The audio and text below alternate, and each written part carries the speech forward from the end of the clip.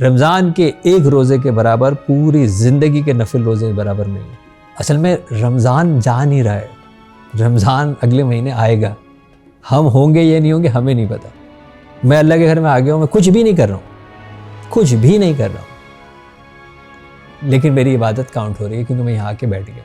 तो मेरा आपसे ये सवाल है कि शब कदर क्या है और शब कदर की अलामात क्या हैं, हम कैसे जान सकते हैं? क्योंकि हमारे पास इतनी सारी रातें आती हैं, तो उसमें से कौन सी रात है जो हम जिसको फाइंड आउट कर सकें कि यही हमारी लैलतुल कद्र की रात है?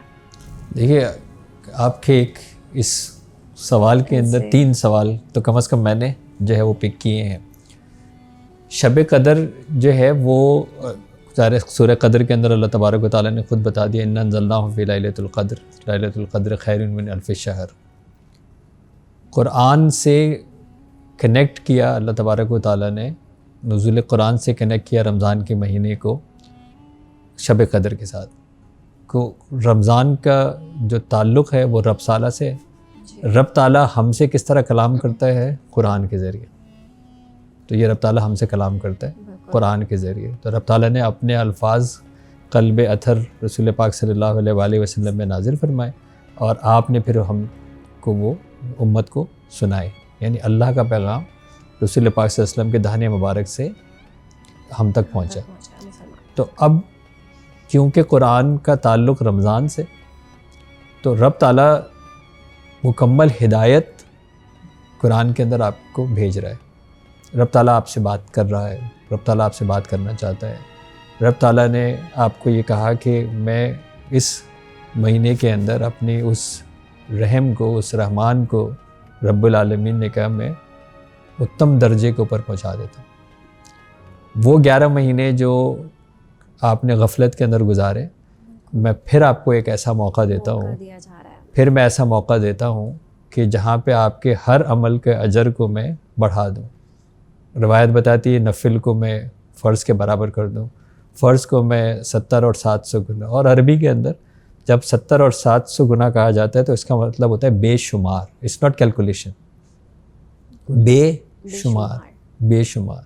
जैसे इसी सूरह कदर के अंदर कहा कि ये रात 1000 महीनों से बेहतर है, तो इट्स नॉट कैलकुलेशन कि कितनी बेहतर है। मतलब आप एक ऐसे बच्चे को जिसको नंबर्स ना पता हो, उसको अगर कोई बेशुमार बताना हो और कोई रेफरेंस देना हो, तो ये बिल्कुल इसी तरह है कि हमें बताया कि ये तुम्हें 1000 महीने, 1000 महीने तो वो इतने बेशुमार है कि तुम्हें समा नहीं सकते।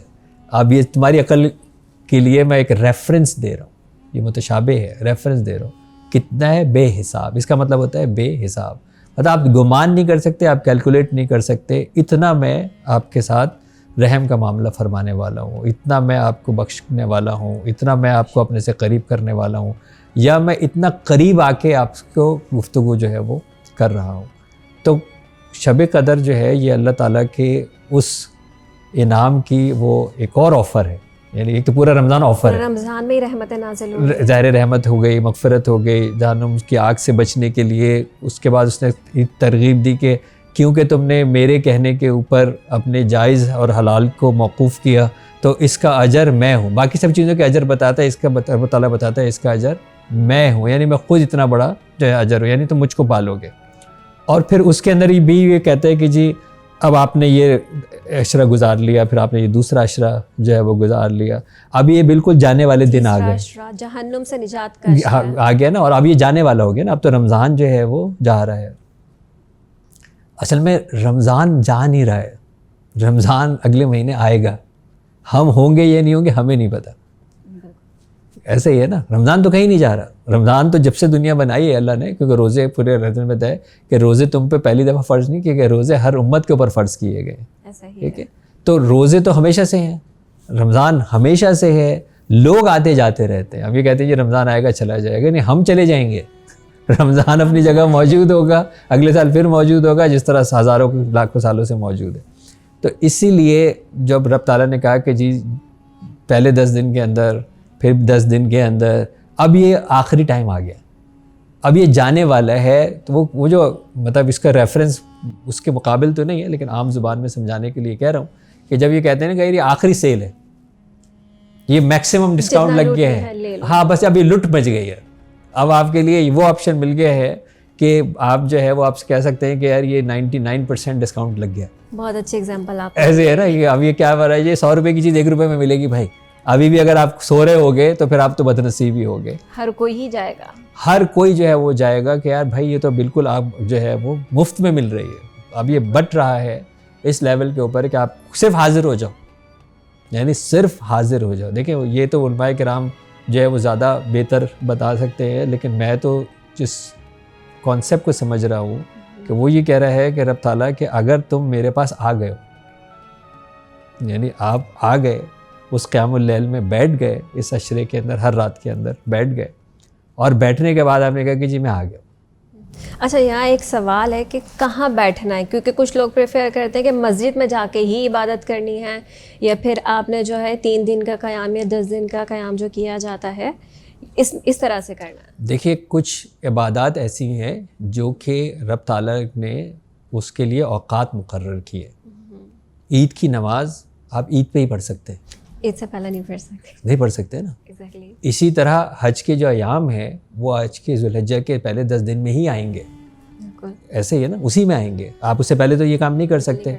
तो इसी तरह रोज़ा जो है वो रमज़ान में फ़र्ज़ किया गया, उसके बाद आप जितने नवाफिल रोज़े रख सकते हैं आप रखते रहें। रमज़ान के एक रोज़े के बराबर पूरी ज़िंदगी के नफिल रोज़े बराबर नहीं है। रमज़ान का एक रोज़ा क्योंकि वह रमज़ान में फ़र्ज़ है, उसके बाद गैर रमज़ान सारी ज़िंदगी नफिल रोज़े रखते रहें, उस एक के बराबर नहीं है। पहले भी मैं अभी इस तरह की एग्जांपल देता हूँ कि खाना काबा के अंदर हम जानते हैं कि आप नमाज़ पढ़ते हैं, 2 रकात पढ़ते हैं, तो वो आपको 1 लाख नमाज़ों के बराबर अजर मिलता है। लेकिन 2 फ़र्ज़ फजर के बराबर नहीं है, यानी वो लाखों अजर के नवाफिल 2 फ़र्ज़ के बराबर नहीं है, 2 फ़र्ज़ बराबर है। तो यही है कि जब इस रमज़ान मुबारक के अंदर अल्लाह तबारक व तआला ने जब तोहफ़े दे रहे हैं ना, तो उसके अंदर एक और आपको जो है एक खूबसूरत इबादत दी है जिसको एतिकाफ़ कहते हैं। वो एतिकाफ़ रमज़ान के आखिरी अशरे के अंदर होता है। उसके अंदर मर्दों के लिए ये है कि वो मसाजिद के अंदर जाएंगे, ख़वातीन के लिए भी जा सकती हैं मसाजिद, लेकिन प्रेफर्ड ये है कि वो अपने घर के अंदर जो है वो रखें, क्योंकि सिक्योरिटी का इशू है। फिर मसाजिद के अंदर ज़ाहिर है सिक्योरिटी कैमरास लगाने पड़ेंगे, CCTVs लगाने पड़ेंगे, तो वहाँ पे आप नहीं, वहाँ पे ज़ाहिर है आप जब 10 दिन कहीं जाएंगे तो कपड़े चेंज करेंगे, बहुत सारी चीज़ें करेंगे, दिन में सोएंगे, तो आप CCTV कैमरास के ऊपर तो ख़वातीन इस तरह नहीं मतलब कंफर्टेबल हो सकती ना।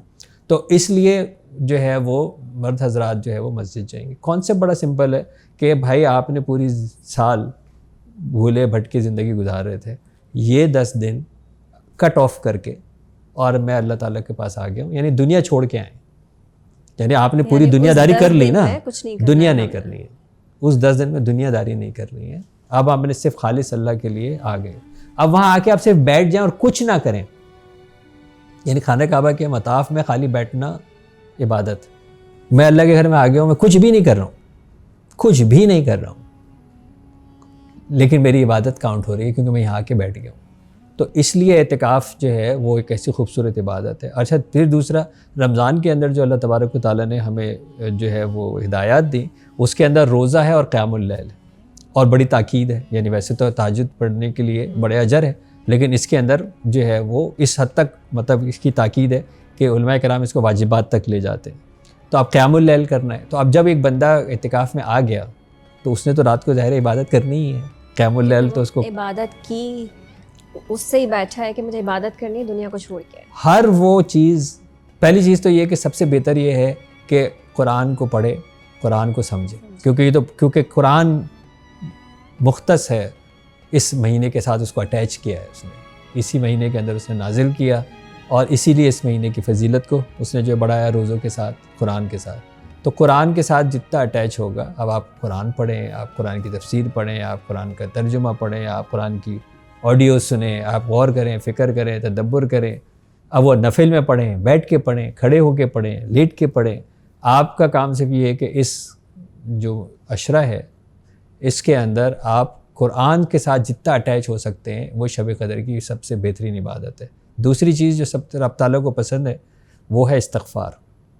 इस्तग़फ़ार जो है वो शुक्र के मानों में आता है। रसूल पाक सल्लल्लाहु अलैहि वसल्लम से सहाबा किराम ने कहा कि आप इतनी कसरत से इस्तग़फ़ार करते हैं, आप तो गुनाह नहीं कर सकते, तो फिर आप सल्लल्लाहु अलैहि वसल्लम ने फरमाया कि क्या मैं इस्तग़फ़ार करके अल्लाह का शुक्रगुज़ार बंदा ना बन जाऊँ।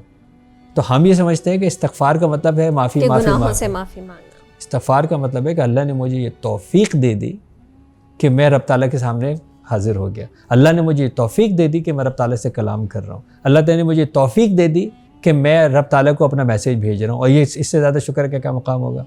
भाई आप किसी को अप्लाई करना चाह रहे हो, आप किसी के घर जाना चाह रहे हो, आप किसी के घर हो और वो आपको टाइम दे दे, आप जैसे खुशी से बावले हो जाते हैं जैसे पता नहीं क्या हो गया, अरे मुझे वज़ीर आला ने टाइम दे दिया। मतलब आप सोचिए ना, आप क्या यार मुझे उन्होंने बुला लिया, आज तो उनके घर जा रहा हूँ। ऐसे ही है ना कि खुशी का लेवल है ना, तो आप शुक्र करेंगे यार, शुक्र है यार, देखो यार मैं कितने दिन से कोशिश कर रहा था। और मुंह से यही निकलता है कि अल्लाह ताला शुक्र है। तो ये इसलिए इस्तग़फ़ार जो है वो शुक्र के मानों के अंदर आता है। इस्तग़फ़ार जो है वो बहुत दाफ़े बलियात है। इस्तग़फ़ार इंसान के अंदर आजिज़ी सिखाता है। तो जब बंदा बैठा हुआ हो और तो वैसे ही इस्तग़फ़ार पढ़ता रहे, सुभान अल्लाह पढ़ता रहे, अल्हम्दुलिल्लाह पढ़ता रहे, अल्लाहू अकबर, कुछ ना पढ़े। सवाल ये है कि मैं एक दुनिया की से कट ऑफ होके, दुनिया के शर से कट ऑफ होके, दुनियादारी से कट ऑफ होके मैं आके बैठ गया। और ये आके बैठ गया कि यार ये मैं जो अल्लाह ताला देखो मैं आ गया, आपकी बारगाह में हाजिर आ गया। तो इसलिए कोई ऐसी मखसूस इबादतें नहीं है। हर वो चीज़ जो आपको लगता है कि यार ये मुझे अल्लाह से करीब करेगी, यार मुझे नफिल में ज़्यादा मज़ा आएगा, या मुझे कुरान पढ़ने में ज़्यादा मज़ा आएगा, या मुझे कुरान सुनने में ज़्यादा मज़ा आएगा, या मुझे तस्बीहात में मज़ा आएगा, या मुझे वज़ाइफ के अंदर मज़ा आएगा। मैं मोस्टली इस अशरे के अंदर रिसर्च करता हूँ, मैं इस अशरे के अंदर रिसर्च करता हूँ। और मैंने अब थोड़ा सब अपनी तवज्जो देनी शुरू की अपनी ज़िंदगी के अंदर। ये जितने मुझे मोस्टली साल के आइडियाज़ आते हैं कि इस साल के अंदर ये प्रोजेक्ट करना है, इस साल में ये प्रोजेक्ट करना है, इस साल में ये प्रोजेक्ट करना है, जिस तरीके से अल्हम्दुलिल्लाह हमारा इदारा जो है वो ग्रो कर रहा है, तो ये ज़्यादातर रमज़ान के अंदर ही आते हैं। क्योंकि मैं रिसर्च कर रहा होता हूँ, कुरान पाक में रिसर्च कर रहा होता हूँ, बहुत सारी गुत्थियाँ ज़ाहिर है। कुरान का एक मौजज़ा ये है कि ये हर दफ़ा पढ़ने में नया है और हर दफ़ा एक नए माने बताता है। ये जितना पढ़ेंगे उतना ज़्यादा ये वो वाहिद किताब है कि जो आपको कभी ज़िंदगी में कोई ये नहीं कह सकता है कि मैं कुरान पढ़ के बोर हो गया हूँ। ये इसके मौजज़े में से एक एजाज़ है कि ये हर दफ़ा आपको नया लगता है। और अगर आपको ये समझ में आता है तो फिर तो आप तसव्वुर नहीं कर सकते कि इसकी जहतें कितनी है और ये कैसे खुलता है। तो अब जैसे मुझे रिसर्च में मज़ा आता है, मैं इस अशरे के अंदर रिसर्च के ऊपर काम जो है वो करता हूँ। दूसरे लोग कुछ और कर सकते हैं, कुछ भी जो है वो कर सकते हैं। सवाल सिर्फ ये है कि मैंने पॉज लिया, ब्रेक लिया और मैं इसके अंदर अपने अल्लाह ताला से ताल्लुक़ को मजबूत करने के लिए जो मुझे अच्छा लगता है, जो मुझे मज़ा आता है, जिस ज़ुबान में मुझे मज़ा आता है वो मैं करूँ। तो ये आपकी सबसे बेहतर इबादत है कि अल्लाह ने मुझे कुरान, साहिब कुरान और अपनी ज़ात से करीब कर दे। शब कदर की कोई मुख्तस इबादतें नहीं है, यही इबादत है कि मैं अल्लाह से करीब हो जाऊँ। चाहे उसके अंदर आप नमाज़ें पढ़ें, नफिलें जो पढ़ें, दिल चाहे, तस्बीहात पढ़ें, जो दिल चाहे वो कर सकते हैं।